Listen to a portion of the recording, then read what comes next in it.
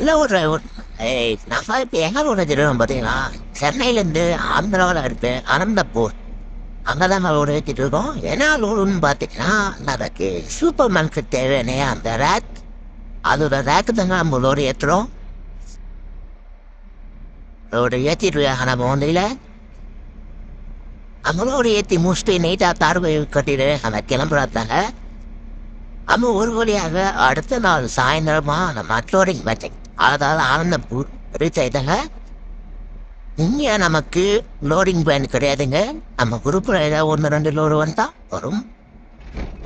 நம்ம குரூப்பில் லோடு நடக்குதா இல்லை நம்ம இங்கேருந்து பெங்களூர் 200 கிலோமீட்டர் எம்பி போவோம். அதை நம்ம நெக்ஸ்ட் பார்ப்போங்க. எந்த லோடு வந்து நமக்கு குரூப்பில் தான் கிடைக்குது. பாய்ங்க, நெக்ஸ்ட் வீடியோவில் பார்ப்போம்.